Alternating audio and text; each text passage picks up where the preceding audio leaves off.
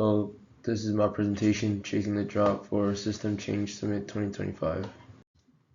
My name is Chen. I'm a student, a reseller, and an athlete, two worlds that overlap a lot when it comes to mindset. In both, you need patience, strategy, and discipline, but most people don't have that when it comes to money.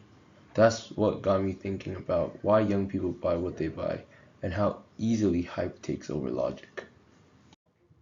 My project, Chasing the Drop, helps young people understand why they invest. It's not just a finance project, it's a psychology project.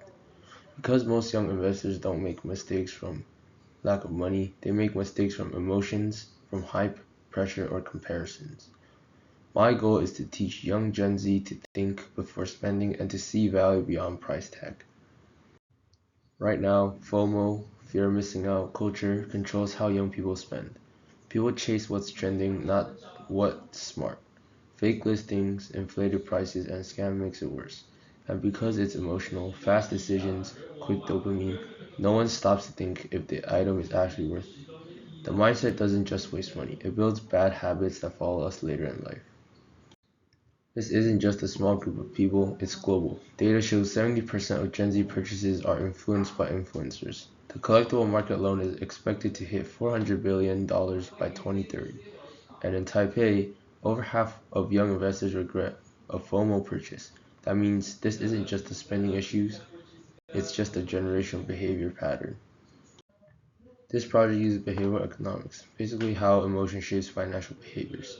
6 key biases explain most bad money moves: loss aversion, herd mentality, social proof, anchoring, and endowment effect makes us misjudge prices and overvalue what we own.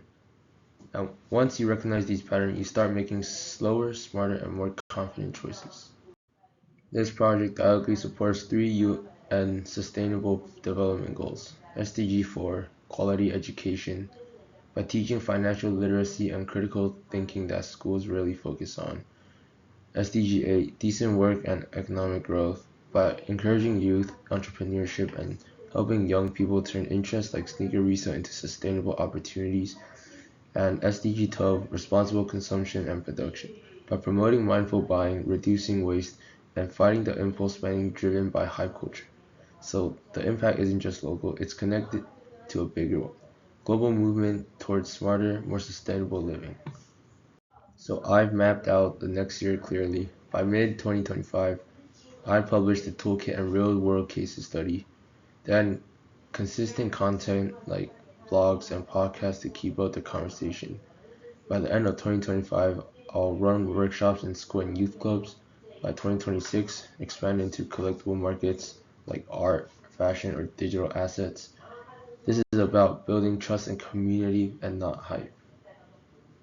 So, in order to grow this project, I need support. Mentors who understand behaviors or business to help refine the toolkit, collaborators who care about youth finance and education, and testers, students willing to try the toolkit and give honest feedback.